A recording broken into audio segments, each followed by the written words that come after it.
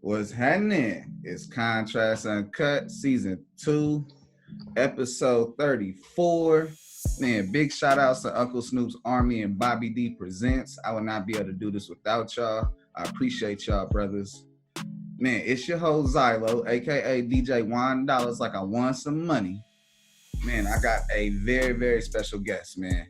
I'm talking about I got one of them young, mega talented, super producers. I mean, he's made some hits already. I'm pretty sure he got like over 100 million views combined with all of his songs and streams together.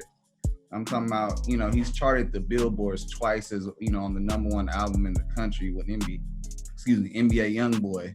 And then right now, bro, one of my favorite songs, I've been having your song and Drum Dummy song on Ride Wave shit on repeat. That Greatest. I've been slapping the hell out of that, bro. I got LIL K Dubb in the building. What's happening, brother? What's good? Man, good. Man, I can't complain. Quarantined, virus free, out the way. Hey, I'm staying inside me. I ain't taking no risk. For real. Everything could be delivered and left outside, so I sanitize it and bring it in. Thanks. So, man, I got this quote. Let me know how it relates to you. It's how I break the ice between the show. Hey. Don't be afraid of failure. This is the way to succeed. LeBron James.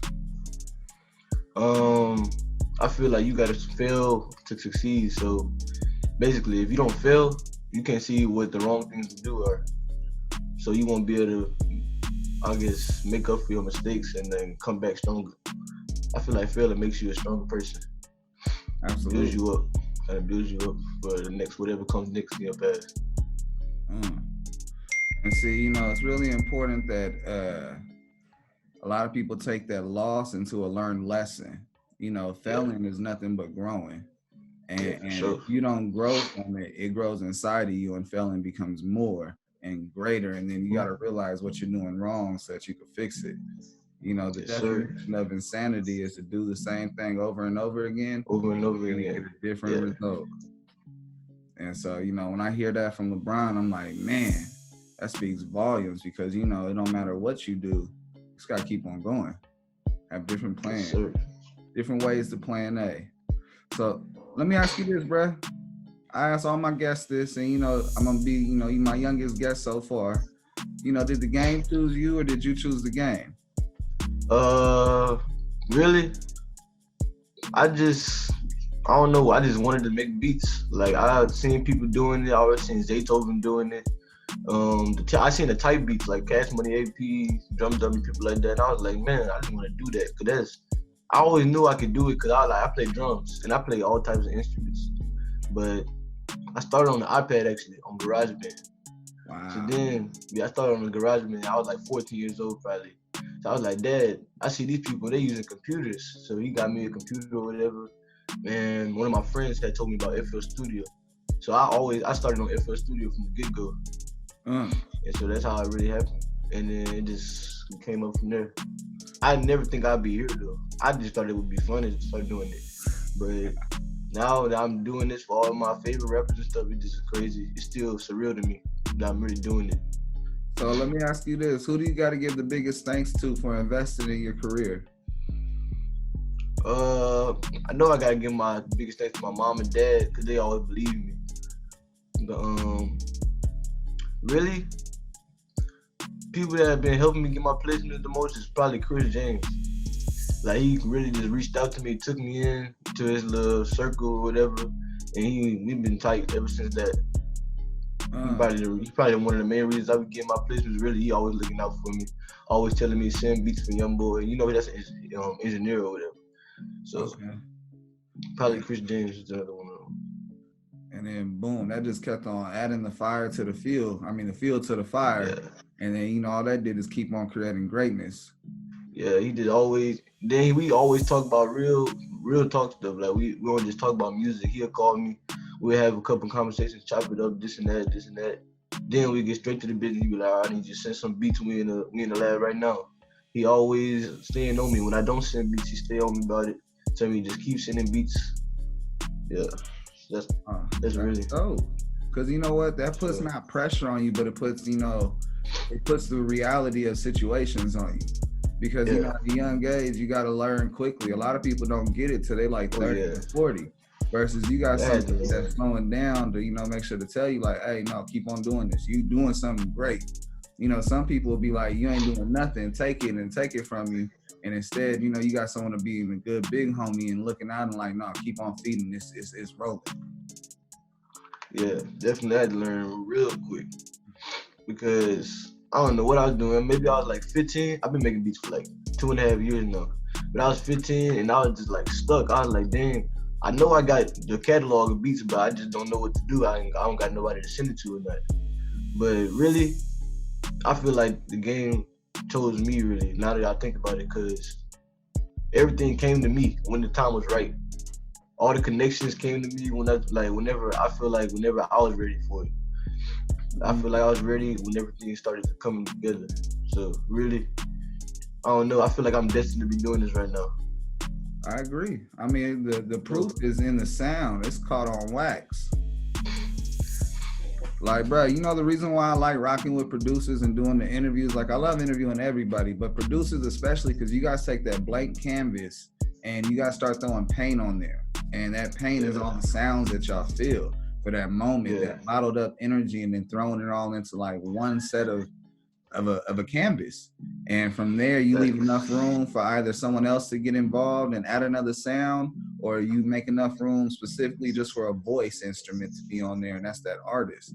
And then when that's wrapped up and mixed and mastered, we got a masterpiece. And you know, that's something I really appreciate. And so I gotta ask you this, you know, what was like your first placement? Like, what was the day like for you when you got that phone call or that text message of like, you know, you sent something and it landed? My first major placement was probably the YoungBoy 338. So that's what's crazy about it. That was my first placement was like with one of the top dogs. So they called me. I didn't know what it was. I think it was Eli. First off, I'm wondering how he got my number when I'm on the phone with him. So I'm like, how you got my number? So then he calling me or whatever, this and that, and I'm just like speechless. I didn't know what to say, because literally I sent the beat to Chris James like two nights ago, and then I got the phone call 2 days before it's gonna drop. So like I got that placement in a matter of almost a week. Wow, it was crazy. So I didn't know what to feel like. I was just one of the most happiest 15-year-olds in the world that day. I didn't know. Yeah, that was a good day for me. I told my mom and dad, I woke them up out their sleep and told them, but Dad, I finally did it. I finally got me in one of them. Cause I always tell them, I'll tell them to come my room, like, here it is. I bet YoungBoy get on this, or I bet Lil Baby will get on this, or whoever the artist. And then it finally happened. They was all proud of me. I was proud of myself, and I just feel accomplished. It was a great feeling. And, no, that's definitely, you know, that's a huge confirmation. I like to think of this game like, you know, as we're striving to do it and we got the talents, you know, some people it's not for them. They won't get those confirmations versus you got a big confirmation in the beginning. And so, you know, unfortunately, that set the standard real high for you at an early age. So, you know, you just got to be responsible from hits to major records from here on out. Yeah, it's big. I got a big responsibility. I can't let up. Yeah, but I can't let up because I feel like if I let up, someone's gonna try to take my spot, and I'm not trying to let somebody take my spot. I want to stay in the game for a long time. Like, I feel like you're very mild-mannered, but you're more determined and focused on the tunnel vision than anything else. Yeah, like I always keep it. I'm always cool about stuff, but like I always stay focused. Like nobody gonna stop me from being focused. I'm just a cool person.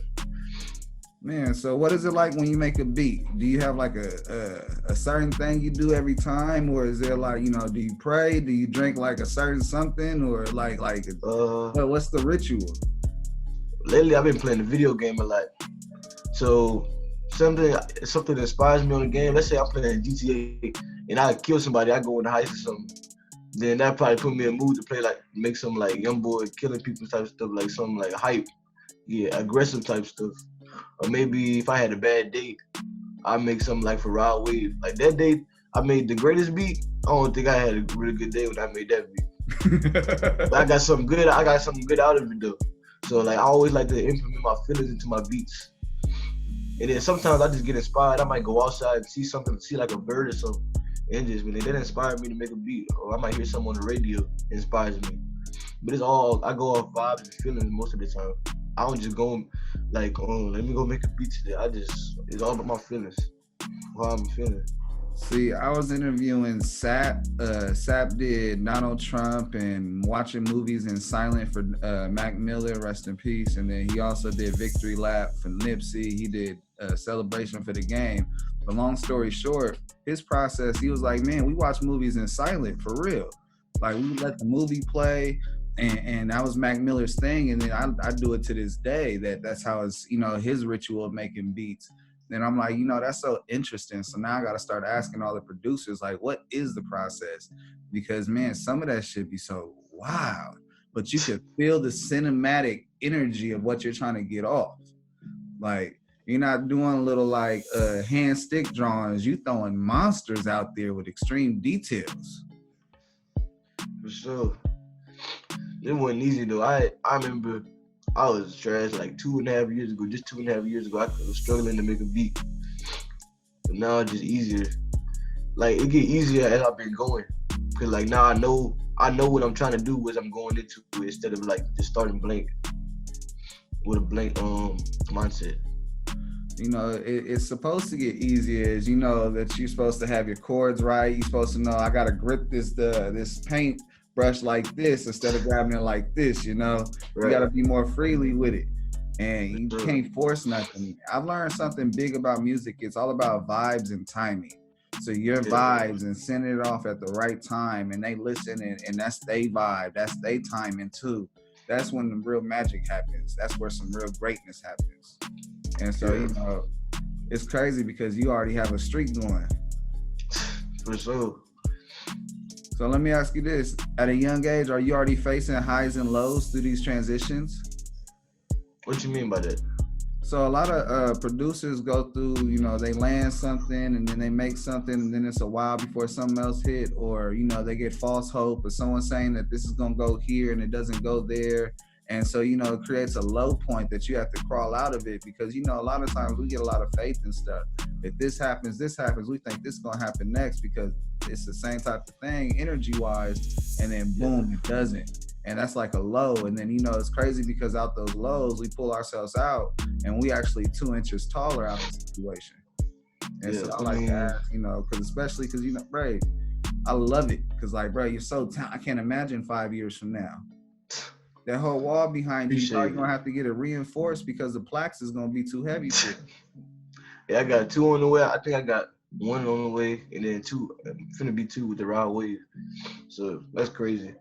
But I don't think I ever been through highs and lows ever since I started getting placements. I like to be humble, but I think I like to say I've been on a roll right now. And then I'm still finding new artists like through making and collabing with these other artists like Youngboy, Raw Wave. I'm meeting other artists to make music with. So it just stacked my catalog up. Like I think I just got a song with dababy and Youngboy. So that's bring me working with dababy now. I done got a plug to them. So I've been sending beats to them a lot. So that's how I continue to do it. As I get more artists on my list, then I meet other artists that they work with. And it'll just become easier for me to make placements. So yeah, that's how I think. That's dope. I try not to think about it that much, but like on the inside, I be just feeling crazy. It still feels surreal that I'm doing all this.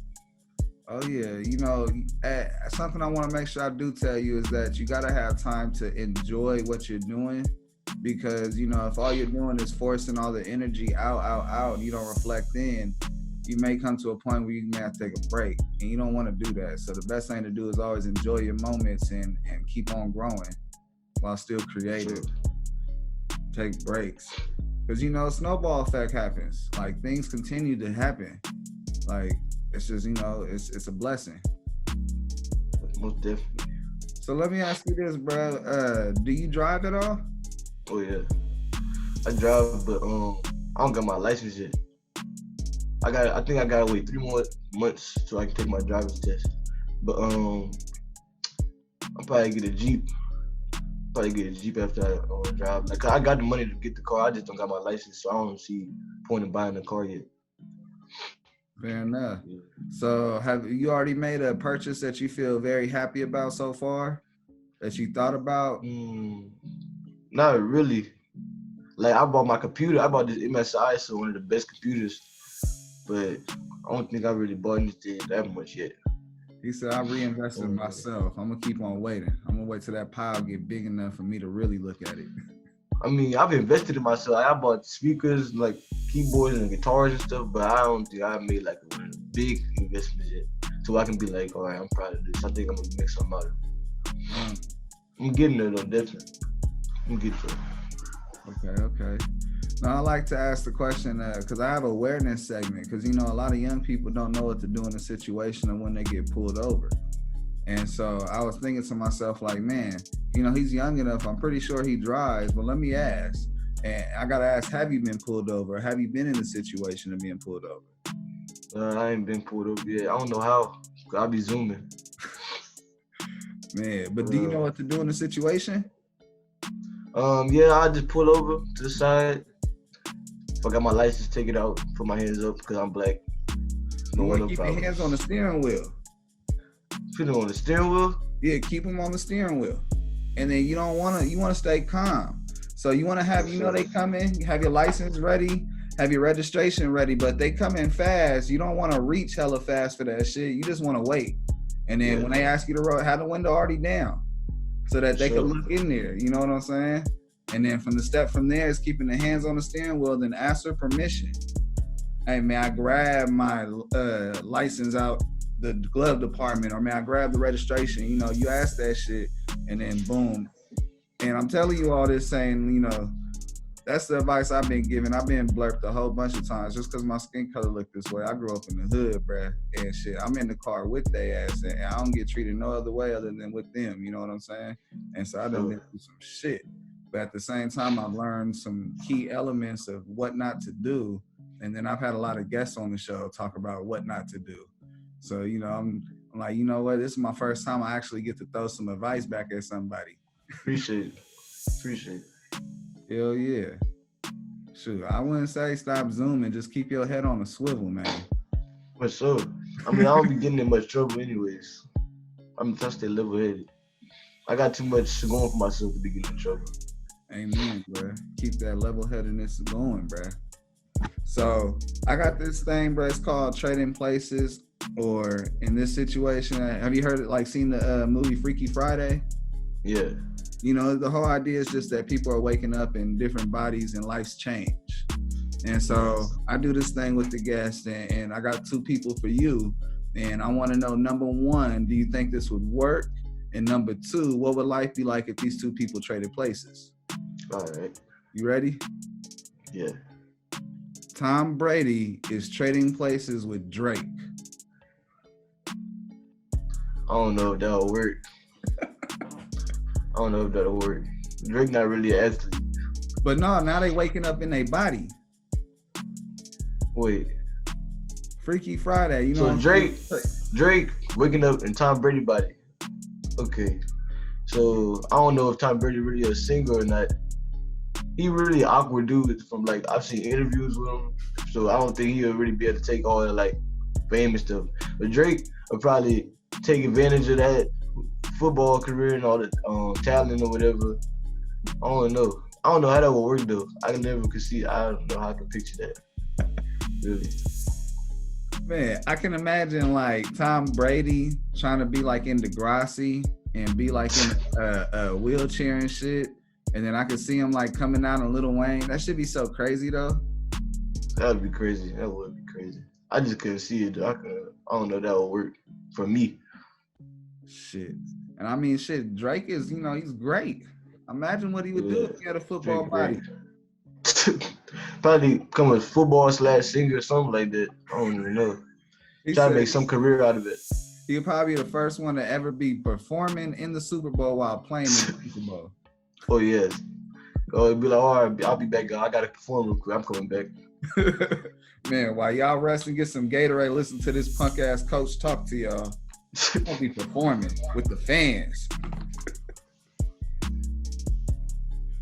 Oh shit. So no, it won't work. What's one thing you feel like it'd be different if they traded places? Just one thing.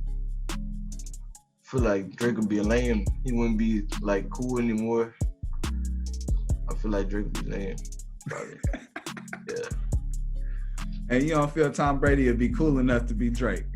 Yeah, nah. He said, He's a good athlete. He's a good athlete, but I just couldn't see it. I couldn't see it. Fair enough. Fair enough. So, bro, I got this segment next. It's called Impost Q&A. Like, they got questions on these cards. They don't pay me, so I don't say the name of their company, but they got good random questions. So I take 3 random cards. I don't know what they say. You got an option to pass. I just want you to answer 3 questions for the fans. All right. What's the most awkward thing that happens to you on a regular basis? People will come up to me, be like, "Hey, you the dude to make beats? Or you make beats for Youngboy?" Like, that would just be so awkward to me. Cause like, I don't like dealing with that type of energy. Cause I like to stay I like to be humble all the time. I don't like bragging to myself. But then it just feel weird. Cause I'm just like, yeah, I just gotta be like, yeah. And they'll be like, "That's so cool." I don't know how to take compliments really well. So it's just awkward. I feel it. Yeah. I think it's something more or less like you're gonna grow into like watching out for it. You're gonna see it on people's faces. You'll be able to smile and then get away. Yeah. Like, don't even say nothing to me. I'm just gonna smile, be punctual because it's the right thing to do. And Yeah. then do signs. I got shit to do. Yeah, because that really, I don't know how to take compliments well at all. Like, it's just weird. Hey, something that you gotta realize, bro, is you build something, right? You made a masterpiece. And at some point, even gold reflects. Diamonds reflects. Diamonds dance, brother. I don't know if you know that, but diamonds dance. And you know, as you building, brother, you got some stuff that's dancing. For sure. You know what I'm saying, bro? You just gotta accept that, you know, it's gonna bling, man. It is what it is. But you can maneuver the way how you can control it. Yeah. Like me, I'd rather not, like, people not know. Like, I'd rather be anonymous. Like, really, cause like, we bring a lot of fake love too, and stuff like that. That's be the main thing. Like, I really ignore it, but it's just the fact that, I tell you, or you gonna be saying you knew me in a couple years and stuff like that. You knew me in high school, or you want to start talking to me now because I'm doing big things, but they used to talk bad on me. That'd be really the main thing. But I know how to watch out for people who there for me who fake. So I don't think I'll ever get to the advantage of. Nah, bro. As the more you elevate, you know, you're gonna be able to do wonderful things. You know, gates is a wonderful thing when they around that damn house and yard. Yeah. I got Rottweilers, bro. I ain't gonna lie to you. Rottweilers. Yeah, them things tough. Man, they loyal as hell. But if it ain't your scent, your family scent, it's gonna be they scent that they tasting underneath their tongue. You hear me? Yes, sir. I feel you. Question number 2. What is the dumbest way you've been injured? Fighting. That's probably the dumbest way I've been injured. I fractured this stone fighting somebody. I don't even know who was fighting about, but I knew who was fighting and I had whooped him, so. And I broke, like, I didn't even feel it at first. Like, after it was done, everything just started shaking. I was like, I looked at my hand, I tried to move it, I couldn't move my thumb, and I was like, oh, man. So I just knew it was fractured. I knew something was wrong. That's probably the dumbest way I broke a bone or injured myself. Yeah, was that while you was making beats? Yeah, that was while I was making beats. That was last year, like the end of last year, like probably November, December. Did that slow you down? Using my right hand. And then once it got healed, I could take the little cast thing off, and I would just not move the thumb, so I would still be able to make beats and stuff. It didn't really slow me down. So you got me fucked up. I beat your ass and still got my money. Yes, sir. Question number 3. What would be the worst ingredients to fill a burrito with? I don't really even eat burritos. You want to pass? Yeah, I'll pass on that one. I don't really eat burritos.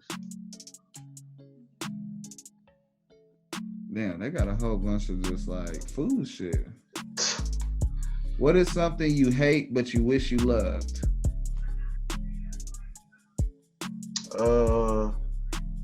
like certain vegetables. Like I wish I loved eating like greens, collard greens, and stuff like that, because it's good for you. But I just don't like it. It don't taste good to me. But I wish I liked it. It just I can't. My taste buds not there yet. I feel it. Yeah. My wife, it's crazy because I'm 32, bruh, and I'm married. I got 2 kids, and my wife be on me tough about eating vegetables. And it'd be like, bruh, it's crazy because I avoided the whole shit growing up, with my mom and shit. But I'm an adult now. I still gotta worry about these. You still gotta worry about vegetables now. Yeah, man. That shit wild. So, bruh, you survived Impulse Q&A, and I got to get to this next part. What are you most excited for coming up? I know you got a lot of stuff out there that is getting ready to take off. Can you talk about any of it, or what's the word? Yeah. All right, so we got Polo G finna come drop in like the next month, and then the young boy finna come like around the summer, I think. If that's what the word on the street is, but if that's coming, I know I'm definitely on that for sure. But that's the 2 latest things coming up that I'm pretty excited about. I'm really excited for the Polo G because that's just another artist to add to my catalog. Bring more, what's the word? Bring another set of ears to my like fan base or whatever I should call it. Yeah. And then at the same time, now whoever fuck with him is at the same level of like, man, where you get that from? Yeah, facts, for sure. And then should run a channel. And that channel go right back to you. Most definitely. So, bruh, I know we talked a little bit earlier about the greatest track and the Rod Wave joint. You got anything else rocking with him, or? I don't think so. Not right now. Like I've seen him beats. I probably do got songs with him, but nothing like officially dropping yet. Gotcha. Yeah. Now, do you feel comfortable about all the ways that the records you dropped gone? From going from your blank canvas to a painted canvas with some space? Yeah. I wish the Still Flexing, Still Stepping, the Young Boy joint, I wish they would have dropped it at a different time. Cause like they dropped it when like everybody was starting to drop stuff or whatever. So like people having to pick and choose on what to listen to. When that dropped, I thought it was gonna go like the first 2-3 weeks, but now we having to take a little longer. But that's pretty much it. Yeah, that shit just came out. Yeah. No, that's facts. I mean, it's still good. We gonna still get the gold, but oh yeah, that's fast. It's quality. Yeah, bro, be gassing, bro. I ain't gonna lie. That's one thing I gotta give off the young boy. He be gassing and he be telling super stories. Like he be making you feel everything he going through. Facts. That dude made about 13. He can make about 13 songs in one day. They always up. Like I'll wake up in the middle of the night, get a call from Chris, be like, "Hey, send beats." I'm like, "They y'all up right now still?" It's like 3 o'clock. He like, "Yeah, we always in there." I'm like, "Bet." Man, that's hungry and desire. How many hours you work a day on beats? I don't really set a timer for how long I work, because it's all about if I feel like making a beat. I don't force nothing. I don't force myself. But I can work on beats for about 15 hours a day if I'm really like just caught in the zone. Just knock them out over and over again. Just keep knocking beats. So I think I made about 21 beats in one day before. Wow. 21. Yeah. Damn. Yeah, that was a lot. There's a lot of beats. But once you get in that mindset, you just can't stop. Does it like wear on you so the next day you whooped because your brain went so deep into creating? Sometimes it do. Sometimes that creative energy will carry on to the next day. Like I'll be like, "Oh, I gotta go to sleep right now, but tomorrow I'm gonna finish where I started." So, something like that. Yeah. I be wondering, bro, because man, you make 21 beats. Gosh, it's like, bro, that's like writing so many. Sometimes it do. Sometimes it will wear me down. Sometimes I just be like, all right, I don't need to make beats for like a little while. I didn't make 21 beats today, so that's a lot of beats I can send out. Sometimes that's how it be. No, I feel it, bro. Everything that land comes back with some money behind it. You hear me? Yeah. Oh yeah. For sure. That's the shit you gotta love. Well, bruh, normally how I close out my show is I flip it back on my guest and say, you got any questions for me? So how long you been doing this like interview stuff? To be honest, since December of last year. But like I've been in radio for like 5 years. I just wasn't interviewing. Oh, so you've been in that little genre already. And who else you been interviewing though? Like that I would know. Jay White did it. He did Meg Thee Stallion Savage. He did Cardi B, Bodak Yellow, and I Like It. We talked about Sab. I had Drum Dummy on here a couple of days ago. Yeah. Young Kim J. Kim J? Yeah. That's my guy. Who else? Bro, I've actually, man, let me look at the list, man. Scorp Diesel, Ned Cameron, that's Kid Ink producer. He pretty much broke Kid Ink. Like, bro, I like interviewing producers a lot of the time for one big thing, bro. Like, I love to hear how, people want to break with their own artists versus breaking with, big time artists, or what means the most. What was it like getting those phone calls or placements, or when shit, your life changes. And so producers have the greatest stories. Artists, boys, sometimes they're just like, they don't want to talk about it. Yeah. I don't know what. Like, I've been talking about doing like a documentary about myself. Like, that's how crazy I feel my story is. So, right, you should do it. Yeah, I got like a bunch of videographers that want to do it with me. So I don't know. I might put something together and get that thing. Oh yeah. Man, just make sure that they program how the day should go. You know what I'm saying? Like, yeah. So that they don't be wasting time. Yeah. Because, man, they got to catch you while you doing something great, not you trying to catch them you. They got to be in the moment for sure. I had my guy Mars on here last night. He did with Just Blaze, Show Me What You Got with Jay-Z. He did Chris Brown, Take You Down. He helped start 1500 or Nothing with Lawrence. So, all Nipsey. Shoot. Man, this is episode 34. I've had comedians on here. Do you watch Roast Me? All Def Digital Roast Me? I think I have watched that before. They be like in the classroom roasting each other and shit.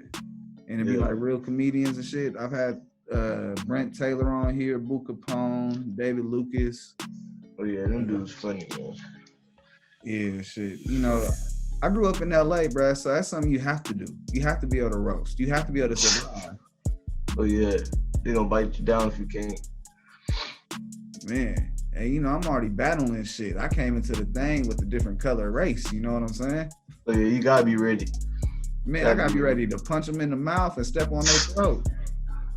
Facts, for sure.